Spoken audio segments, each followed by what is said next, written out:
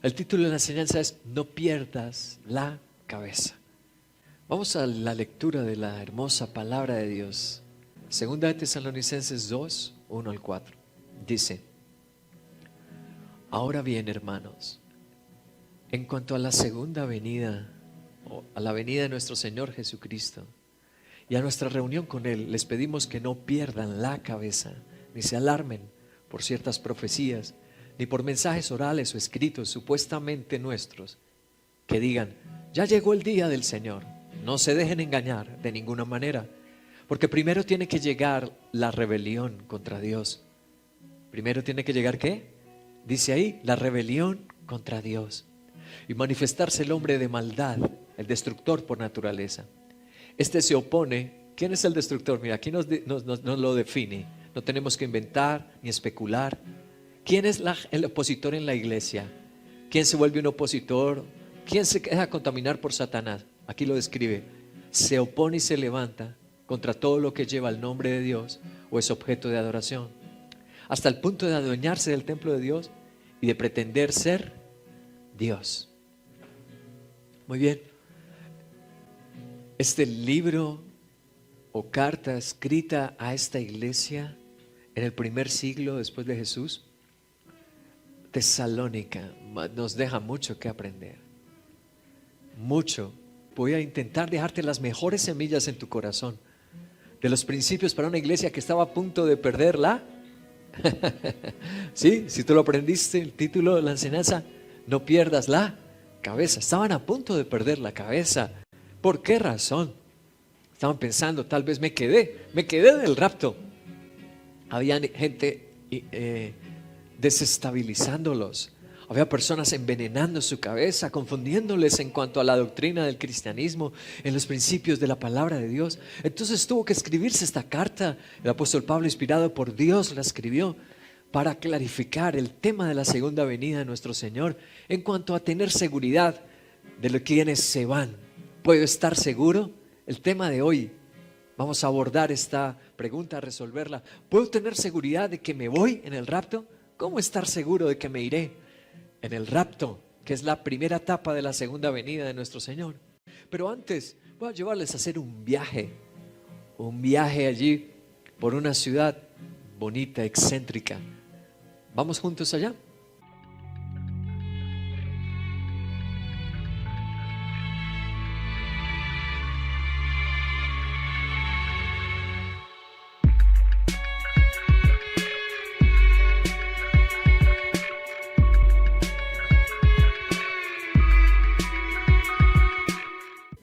Esa ciudad es la ciudad actual de Tesalónica, el libro que estamos leyendo. Observaron que había mucha agua, mucho océano.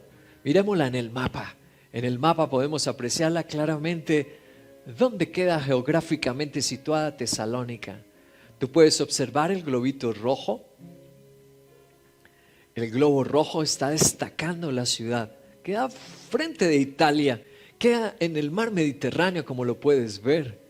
También queda frente a Egipto por el otro costado. Ahí tenemos geográficamente el lugar exacto del que estamos hablando.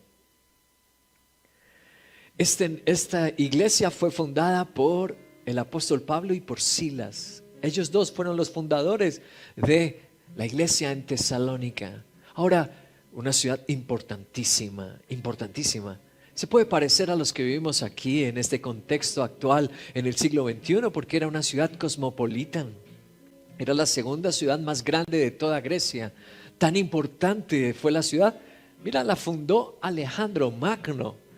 Alejandro el Grande, el Conquistador. Él fundó esa ciudad. El nombre Tesalónica la puso en honor a su hermano Tesalónico. Por eso le puso ese nombre, Tesalónica. Bueno, quiero preguntarte algo. ¿Tú crees que era fácil ser cristiano allí?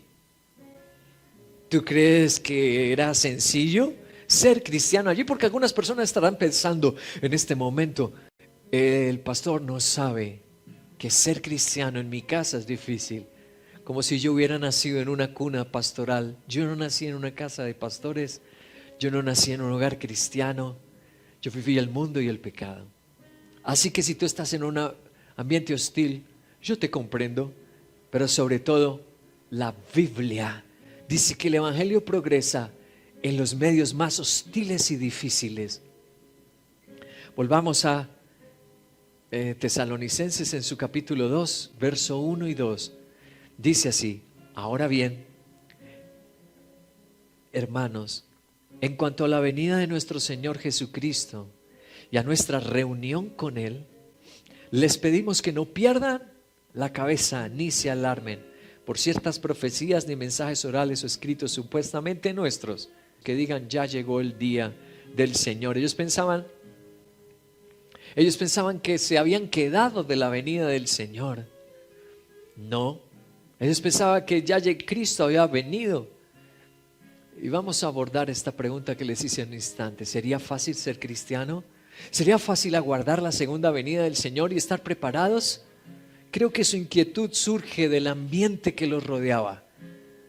Esa inquietud y ese afán y ese temor, ¿será que nos quedamos? Proviene del ambiente que se vivía en aquella ciudad de Tesalónica.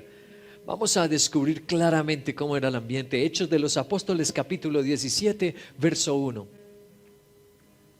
Atravesando Anfípolis y Apolonia, Pablo y Silas llegaron a Tesalónica. Y esta es la primera vez que fundaron esa iglesia. Pablo y Silas llegaron a Tesalónica, donde había una sinagoga de los judíos. Ahora el verso 6. Pero como no los encontraron, arrastraron a Jasón, algunos de los otros hermanos, ante las autoridades de la ciudad, gritando: estos que han trastornado el mundo entero han venido también acá. Increíble. ¿Cuál era el ambiente? Los recibieron con alegría. Llegaron los cristianos, llegó el hermoso mensaje de nuestro Dios. ¿Sí fue así? No fue así. A los cristianos los persiguieron, a los cristianos los señalaron, se les opusieron. Ese fue el ambiente en Tesalónica. Así se vivió el cristianismo allí en medio de ese lugar. Algo más nos dice Hechos de los Apóstoles, capítulo 17, versículo 10 al 11. Un poquito más allá, leamos. Tan pronto como se hizo de noche, los hermanos enviaron a Pablo y a Silas a Berea. Mira, les tocó por la noche sacar a Pablo y a Silas, porque los iban a matar en Tesalónica. Les tocó por la noche planear el escape. Y fueron a Berea, quienes al llegar se dirigieron a la sinagoga de los judíos. Pablo y Silas siguieron predicando en Berea. Estos eran de sentimientos más nobles que los de Tesalónica. Aquí nos dice algo más. Tesalónica era un lugar de altivez. Si ves que en Berea dice, era gente más noble, era gente de sentimientos más humildes. Así que Tesalónica era un lugar entonces, no solo que perseguía, no solo que era hostil, pero además no era fácil predicar, era gente orgullosa. Tú estás en alguna Tesalónica. Esta carta se escribió para ti. Tú estás frente a alguna Grecia, estás en ese ambiente, pues se escribió esta carta para ti y se escribió para mí. Eran paganos, eran idólatras, seguían ídolos, pero además era gente orgullosa, gente agresiva, violenta. Cállese o yo lo voy a callar, algo así. Los llevaron hasta la cárcel y asesinaron cristianos. Vamos a ver el principio. ¿Puedo estar seguro de que me voy en el rapto? ¿Puedo estar convencido de que me iré? Primer principio: no perderé la cabeza por reunirme. Si me reúno, ¿cómo así? Que no perderé la cabeza por reunirme. Te lo voy a explicar. Volvamos a leer el verso 1 y 2 de Tesalonicenses.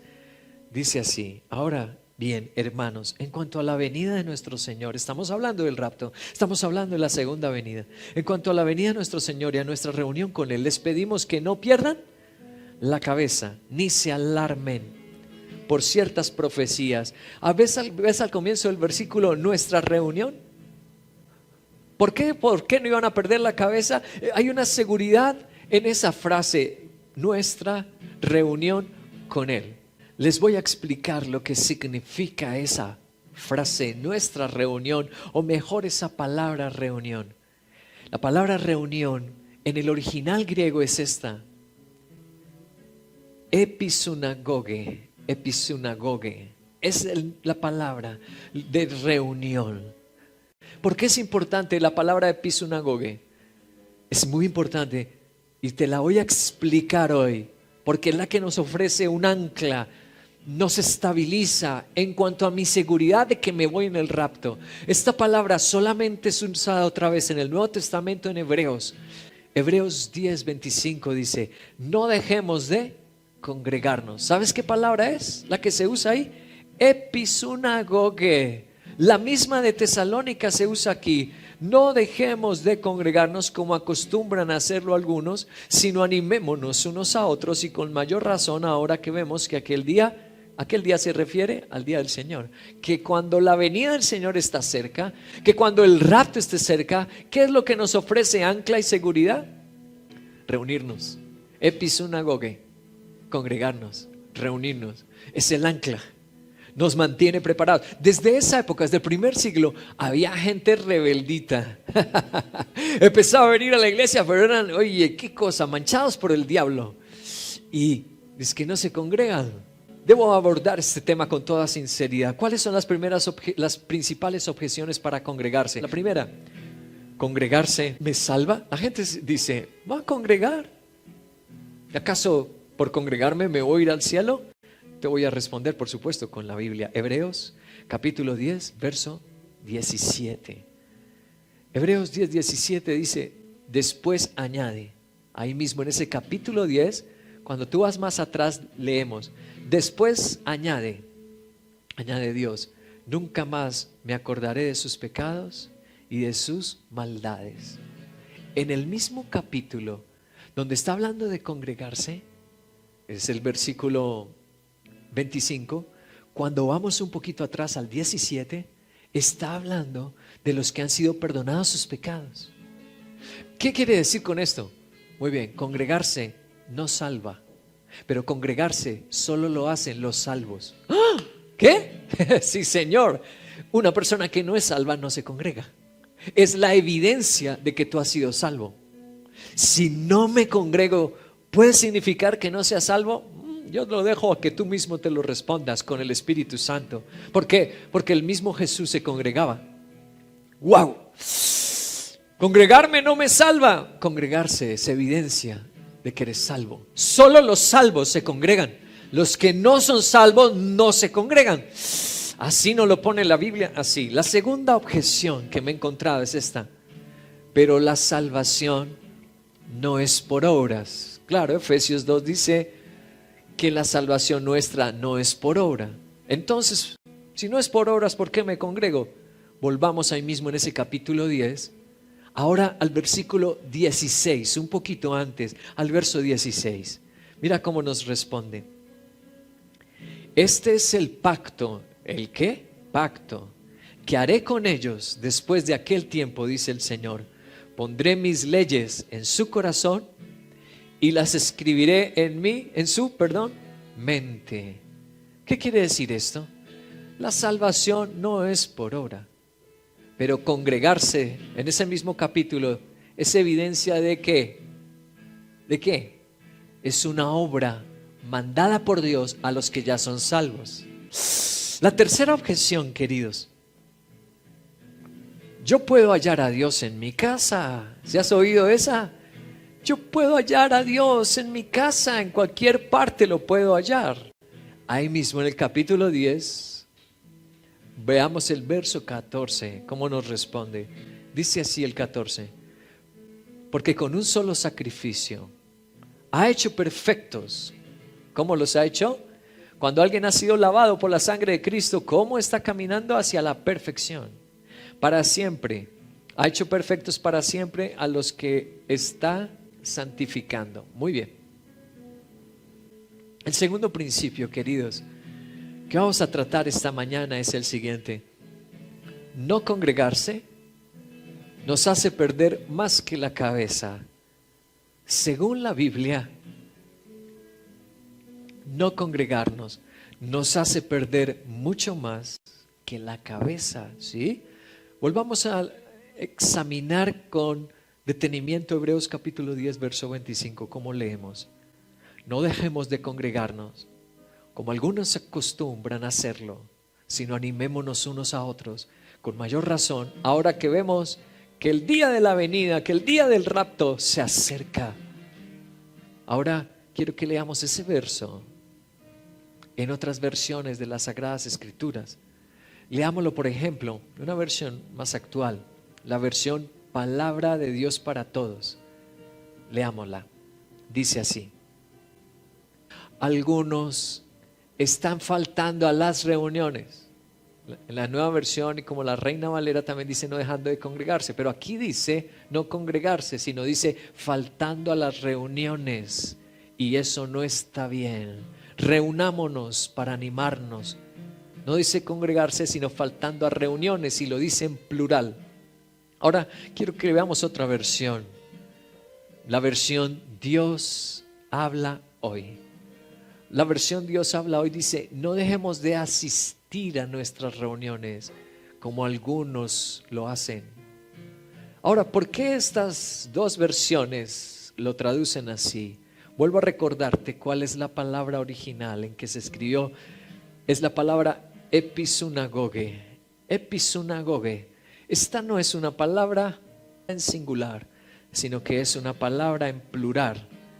¿Por qué es importante que yo te explique esto? Porque es que resulta que en las Escrituras no dice que uno se reúna solo el domingo. Personas que dicen: yo me congrego porque asiste al domingo. Pero resulta que las Escrituras, cuando tú lees, por ejemplo, Hechos de los Apóstoles, en su capítulo 4, dice se reunían todos los días, en el templo y en las casas.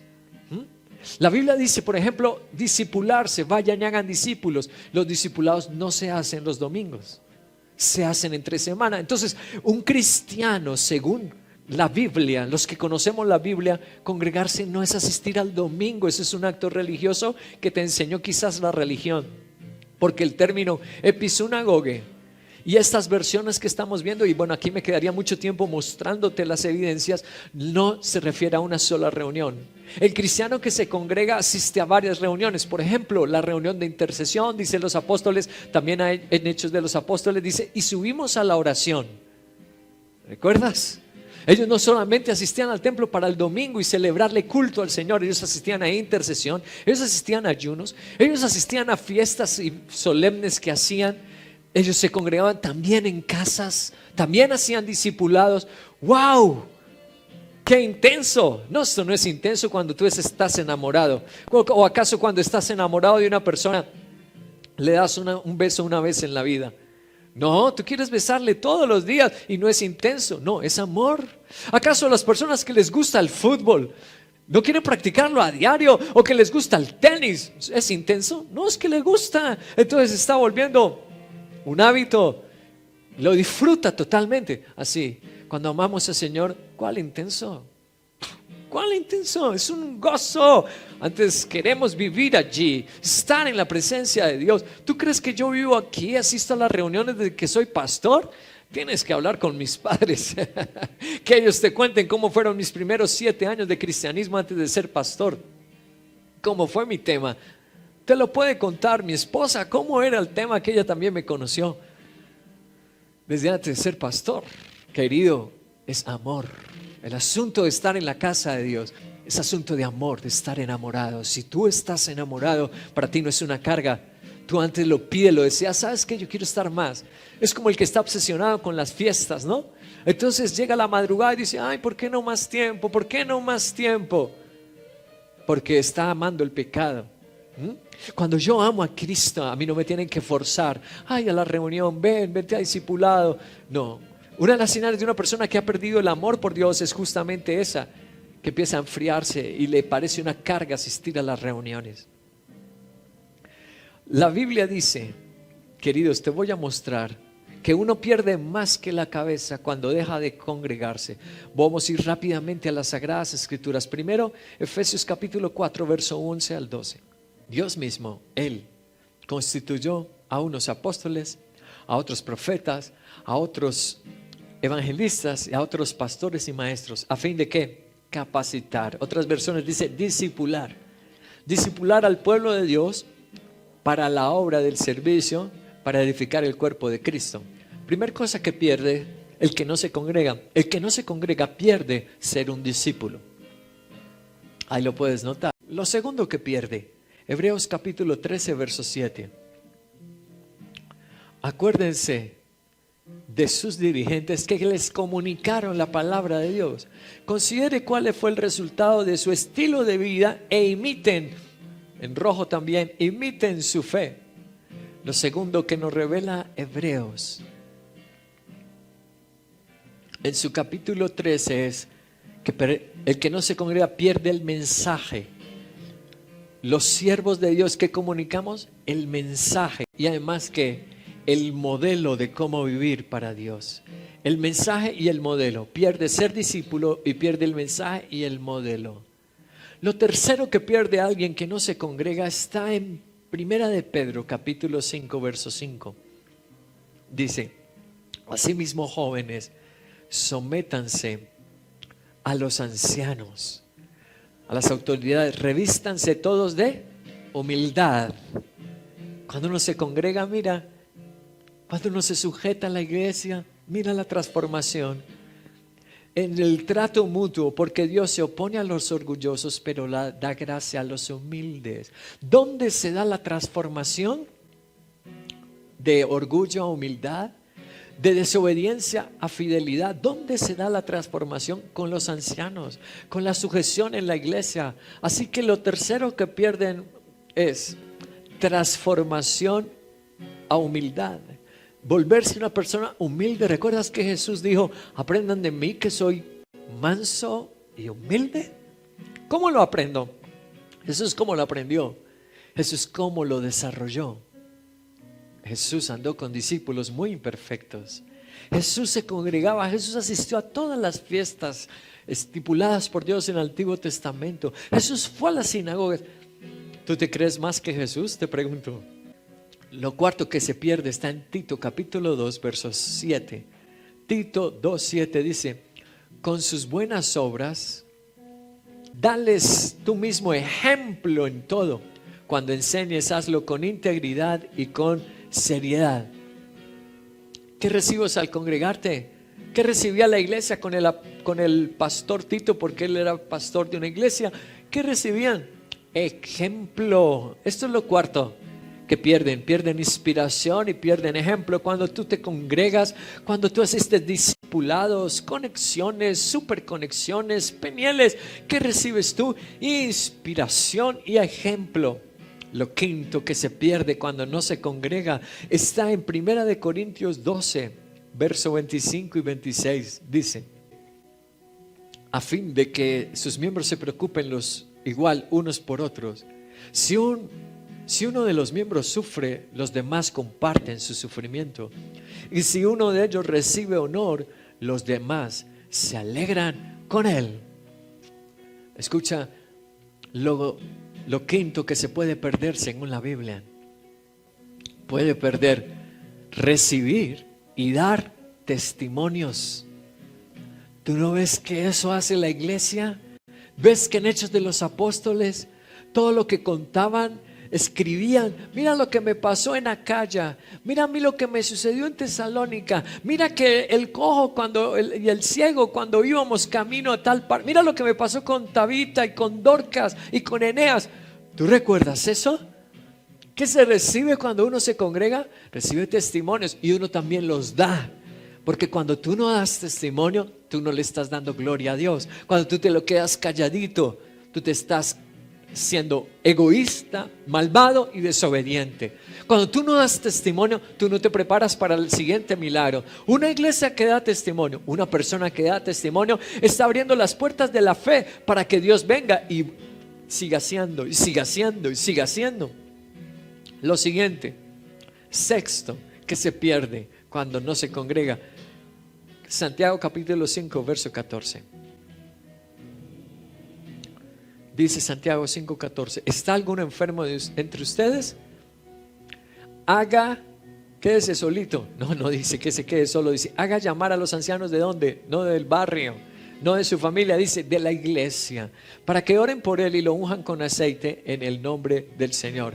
Es decir, que lo sexto que una persona pierde cuando no se congrega es ser pastoreado. Eso es lo sexto que pierde, ser pastoreado. Lo séptimo que pierde una persona Primera de Timoteo 4, 13 al 14.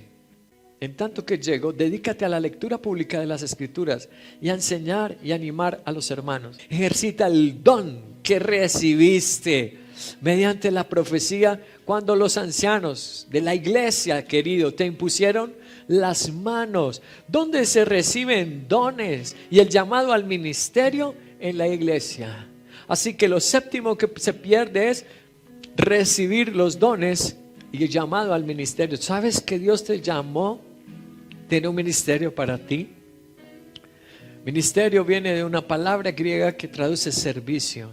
¿Sabes que Dios te llamó a servirle? Algunos con las finanzas, otros con la medicina, otros con la música. Todos tienen un llamado. ¿Y cómo lo sé? La Biblia dice que en la iglesia Dios reparte sus dones y hace el llamado al ministerio. Se pierde eso. Lo siguiente, octavo, que las personas pierden, está en Evangelio de Juan, capítulo 14, verso 21. Dice Juan 14, 21: ¿quién es el que me ama? El que hace suyo mis mandamientos. ¿Quién es el que ama al Señor? ¿Cómo llego a amarlo? Pues cumpliendo los mandamientos y obedeciéndolos.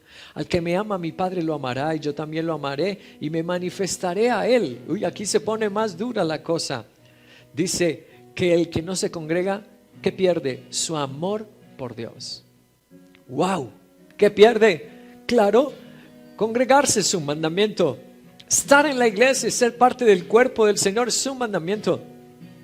El que no lo hace, según el Evangelio de Juan capítulo 14, pierde el amor.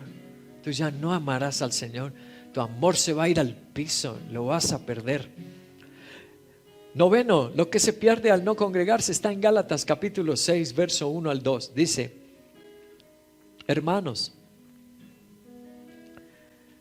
si alguien es sorprendido en pecado, ustedes que son espirituales deben restaurarlo con actitud humilde. Pero cuídese cada uno, porque también puede ser tentado. Ayúdense unos a otros a llevar sus cargas y así cumplirán la ley de Cristo.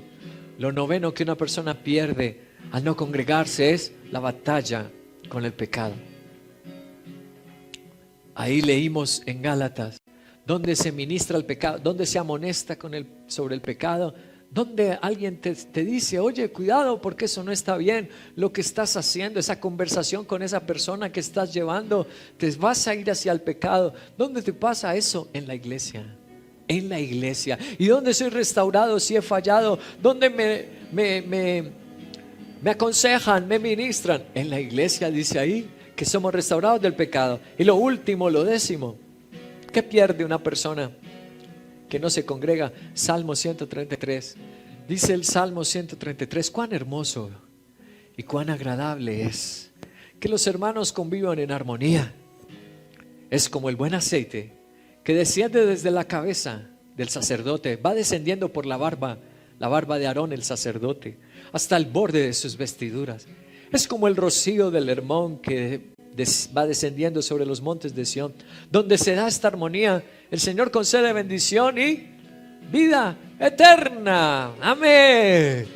Lo último que se pierde es esto, querido: hacer feliz a Dios. Dios se deleita, Dios se pone feliz cuando su iglesia se reúne. Dios se manifiesta en ella y le da su bendición. Recordé, preparándole esta enseñanza, la historia de un rey. Te voy a dar un ejemplo de la historia. Voy a viajar a otra parte del mundo para contarte esta historia. Este es un rey que vivió en el siglo XIX, un hombre muy religioso, pero no obedeció la palabra de Dios, y eso le trajo consecuencias por lo que estamos aprendiendo aquí. Me voy con Dios, el rapto, estar seguro. Pues toca ir a otra parte del planeta de ese siglo XIX. Voy a mostrarte qué lugar es, un lugar bonito. A medida que sale el sol, uno de los países más diversos del mundo se despierta. Muchos eventos trágicos han tenido lugar allí, pero si miras más de cerca, una increíble fuerza de vida se vuelve evidente. La belleza, el espíritu y la variedad del país y su gente es digna de ser celebrada. Etiopía tiene una abundancia de nichos ecológicos con una asombrosa diversidad. En él se encuentra uno de los lugares más calientes de la Tierra, el desierto de Denakil, en una vasta área de 100 metros bajo el nivel del mar, con valles de sal, coloridas aguas termales y varios volcanes activos. ¡Qué país!, ¿no? Exótico, es un país exótico, con una cultura milenaria, sorprendente, ¡sorprendente! Es el país de Etiopía, allá en África. Etiopía, pues la historia viene de allá de Etiopía. Es un rey, te lo voy a mostrar el rey para que veas la fotografía. Menelik II. Te voy a mostrar ahí en la pantalla a este rey. Tiene su gorro real, sus capas reales. Ahora, este rey Menelik II nació en una ciudad de Etiopía llamada Abisinia, la ciudad Abisinia. Este rey es tan importante para Etiopía y en la historia universal porque logró unificar a Etiopía.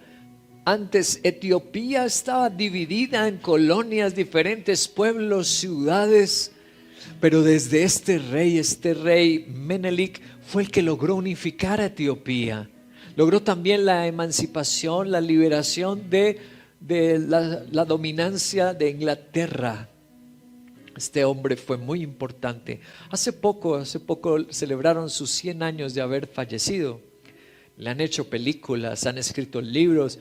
Él es una personalidad como Simón Bolívar, quizás. Algo así equipara su obra, su personalidad a la del rey Menelik. Como les dije, ¿por qué lo traigo a la memoria? Porque hay varias personas cristianas que se dicen ser cristianas y no le dan el valor a las escrituras que debe tener las escrituras. Este rey, imagínate por ejemplo lo que le sucedió. ¿Tú recuerdas un hecho histórico también en el año 1890? ¿Qué pasó en el año 1890? Que se ejecutó por primera vez una persona en la silla eléctrica. Fue el invento de la silla eléctrica y se ejecutó al primera persona en la silla eléctrica en el año 1890. Este rey era un rey así como progresista. Entonces dijo, yo voy a mandar traer, y mandó importar a Etiopía las primeras 3 sillas eléctricas. ¿Sabes una cosa?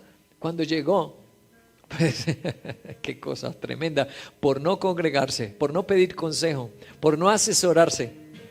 Etiopía todavía no tenía red eléctrica, no existía la electricidad. El rey, para camuflar su error, ¿sabes qué hizo? Las cogió de trono. Eran sus 3 tronos donde sentarse. Menelik es una personalidad completa. Querido, mira, una persona que creía en Cristo, creía en el mismo Dios, se decía cristiano, querido, pero no leía las escrituras. ¿Sabes? En el año 1903 se enfermó del corazón el rey Menelik. Y los médicos trajeron, por supuesto, los mejores médicos especialistas, pero no sanaba. ¿Sabes qué hizo este hombre? Mira lo tremendo, y ojalá no se te olvide. Ahorita vamos a orar por eso. Tú no seas un religioso. Trajo su gran Biblia. Hay muchas personas que tienen su gran Biblia, tienen sus estatuas, fotos alusivas a cosas de la fe, pero no leen la Biblia y no la obedecen. Este rey hizo traer su Biblia, pero no para leerla, obedecerla, sino ¿sabes qué hizo? Empezó a comerse, a arrancar las páginas y a comérselas. Él pensaba que si se comía las páginas de la Biblia, Dios lo iba a curar.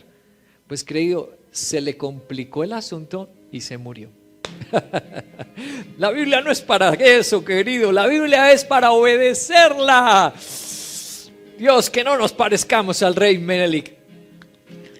¿Para qué vienes a la iglesia? ¿Para qué asistes si no estás obedeciendo lo que las autoridades te dicen? Que hay que hacer una conexión, que hay que llenar un informe, que debemos ir a los retiros, que debes bautizarte, que no debes vivir en unión libre, que es pecado, debes casarte, que debes presentar a los hijos, que debes traer tus ofrendas memoriales. Cuando te casas, cuando presentas tus hijos, haz caso a las Sagradas Escrituras, no te las comas o no las tengas allá guardadas. Querido, si tú eres una de esas personas como el rey Menelik, que muy religioso y tiene estatuas y se cuelga cosas en el cuello y dice, no, es que yo estoy con Diosito, o que buscas que te esparzan agua, O sea, arrepiéntete. La Biblia no es para eso. No uses objetos religiosos. La Biblia es para que la obedezcas. Dios no quiere que tengas el final de Menelik. Por eso Dios me está poniendo a hablártelo. Por eso estás viendo este video. Por eso estás conmigo celebrando este culto. Por eso alguien te invitó. Porque Dios no quiere ese final. Es el final de los religiosos. ¿Cómo sé que sí me voy con Cristo en el rapto? ¿Cómo estar seguro de que sí me iré? Vamos a terminar. Hebreos, ¿dónde empezamos? No congregarse hace perder más que la cabeza, y sin desertar en el rapto te irás. Es el último principio. Yo quiero pues darte un testimonio, por supuesto. Si tú te sientes como viviendo en Tesalónica, que se oponen a ti, que te persiguen, que es muy tenaz el ambiente, te voy a dar un testimonio que el Señor me hizo recordar, que es de la época actual. Ya te hablé de Tesalónica hace 2000 años, te hablé del siglo XIX, de Etiopía, pero yo quiero hablarte de ahora, de esta época y de uno de los ambientes más difíciles para ser cristianos. Pero te lo voy a hablar mostrándote el tráiler de una gran película. Míralo. Ask your mother about him. I'm old enough to know what happened to my father. Then why do we go to church? I don't need to explain myself to you. Trouble just seems to follow you. Get out of here! Lord, sure did your part. Please help me with mine. Always listen to that still small voice inside you. That's God talking to you. I have no answers. And I have no way out. No answers. And I have no way out. Esta mujer, la que viste al final, viste el nombre, Chari Rigby. Esta es una película pues muy exitosa, muy ganadora de premios. Redemption, algo se me escapa el nombre completo. Chari Rigby es una de las protagonistas en esta película, y la historia de Chari Rigby es muy interesante. Hace poco salió un artículo acerca de ella, te lo voy a leer un poquito, en una revista de los Estados Unidos. La actriz Chari Rigby dice que encontró su propósito en la Biblia. ¡Wow! Dice, le pregunta el entrevistador: venir a Hollywood como cristiano no es tarea fácil. ¿Cómo es navegar para no quedar atrapado en ese mundo de Hollywood? También está asesorando a mujeres en este campo de la industria del entretenimiento. ¿Cómo les está ayudando a entender el camino del Señor? La actriz comentó que comenzó realmente a buscar su propósito a la edad de 25 años, cuando volvió a dedicar su vida a Cristo. La actriz dice que comenzó a descubrir su propósito una vez que llegó a Hollywood, gracias a que Dios la llamó. Rigby dijo que el Señor le habló y le indicó que necesitaba estudiar para aprender que su propósito era Él como su Salvador. Muy bien, fascinante, viniendo de ella, fascinante. ¿Por qué? Porque ella no es cristiana toda su vida. Como leíste ahí, a los 25 años fue que entregó su vida a Cristo. Y justamente llegar a un Tesalónica, llegar a Hollywood, fue lo que Dios usó. Porque antes ella era modelo. Antes de ser actriz ella fue modelo. Fue modelo para marcas como la fabricante de autos como Mercedes. Ella fue para aerolíneas como American Airlines. Así, marcas súper famosas. Una modelo top en los Estados Unidos y en el mundo.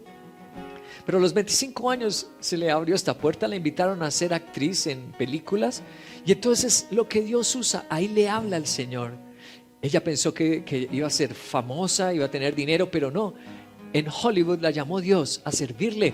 Es una mujer, Chari Rigby, es una mujer que se congrega, es una mujer que recibió ministerio, es una mujer que tiene un grupo de oración, que ha convertido a otras actrices. ¿Y dónde? En Hollywood. Como Tesalónica, tú puedes prepararte para la venida del Señor. Terminemos ahora sí con Hebreos capítulo 10, verso 25. No dejemos de congregarnos como algunos acostumbran a hacerlo, sino animémonos unos a otros, con mayor razón ahora que vemos que aquel día se acerca. La palabra no dejemos, ¿por qué la pusimos en rojo? No dejemos. ¿Por qué? En el griego es esta palabra, ya te la voy a mostrar. No dejemos en el griego es enkataleipo, enkataleipo. Y lo que la palabra enkataleipo significa es, como lees ahí, dejar atrás o desertar. ¡Wow! ¿Cómo estoy seguro, querido? ¿Y puedo estar seguro? Claro que puedes estar seguro de que no te quedas en el rapto, de que te irás. ¿Cómo puedo tener esta seguridad? Ahí te da la palabra, no desertes, no vuelvas atrás. ¿De qué? De congregarte. ¿Quiénes son los que se congregan? Los que ya son salvos. El acto de congregarse, de las reuniones, asistir a las reuniones, es un acto de obediencia, practicado por la iglesia, por Jesucristo mismo nuestro Señor. Y los que estamos allí siendo transformados, amonestados con el pecado, restaurados del pecado, todo lo que leímos hoy te da la seguridad de que tú no te quedarás, sino que nos iremos en el rapto con el Señor. Así seas una persona que estudia en una universidad, que trabajas en una empresa y dices, esto es terrible el pecado. ¿Hay algo peor que Hollywood? Las famosas fiestas de Hollywood. Yo sé que tú has visto documentales de los artistas en la mansión Playboy, todas esas cosas, desaforados en el pecado. Pero aún allí te estoy mostrando, Dios nos está mostrando personas consagradas a Cristo, preparadas, congregándose, haciendo ministerios, que se van a ir en el rapto con nuestro Señor, sin lugar a duda. Ahora te voy a dar la oportunidad a ti, o Dios te la da a través de mí, a que ores. Si no tenías esa seguridad, si eras alguien que no te congregabas, si eras una persona orgullosa, autosuficiente, si eras una mancha en la iglesia generando hostilidad, rebelión, división, rebelde, insometida, esta es tu oportunidad. Dios te ha hablado a través de mí. No te ha llevado a Etiopía, te ha llevado a Tesalónica, te ha llevado a Hollywood hoy para decirte que quiere llevarte al cielo prometido y que Él quiere respaldarte, acompañarte, aunque estés viviendo un ambiente muy terrible.